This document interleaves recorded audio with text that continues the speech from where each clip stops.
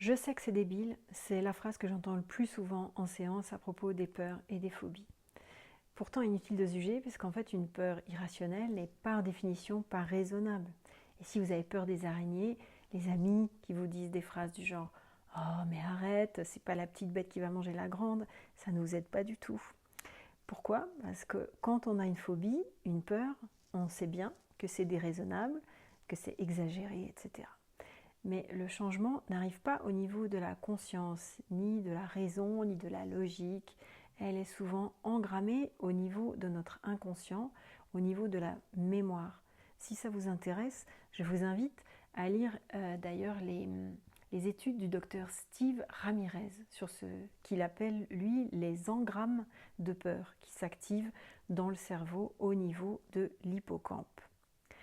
Donc, ce qui est intéressant avec l'hypnose, c'est que vous allez pouvoir proposer une autre réponse que cette peur quand vous êtes face à un événement, un stimuli. Et ce qui est particulièrement intéressant avec l'hypnose ericksonienne, c'est que le changement se fait le plus souvent sans aucun effort.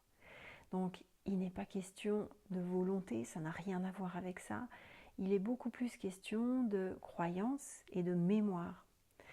C'est un peu comme si, avec l'hypnose, on pouvait transformer votre souvenir et surtout transformer votre réponse à ce stimuli. Par exemple, si vous êtes tétanisé parce que vous voyez une araignée, ou parce que vous voyez un avion dans lequel vous allez devoir monter, ou parce que vous avez peur d'être en hauteur, en vivant un événement différemment sous hypnose, je vais vous proposer de revivre l'expérience différemment. Et même si c'est moi qui vous guide pendant la séance d'hypnose, vous verrez, ce qui est très surprenant, c'est que c'est vous qui allez trouver une solution parfaitement adaptée à votre personnalité et à votre besoin. C'est une autre particularité de l'hypnose ericksonienne, elle fait appel à votre imagination et à votre créativité. Et si vous pensez en manquer, vous découvrirez que sous hypnose, on se relie facilement à une forme d'intelligence beaucoup plus vive, plus rapide, plus inventive que notre façon habituelle de réfléchir.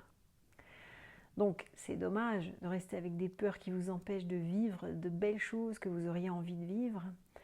En personnifiant votre peur, vous allez pouvoir discuter avec et trouver de nouveaux chemins, de nouvelles réactions beaucoup plus confortables. C'est pourquoi je vous invite à essayer l'hypnose. À bientôt!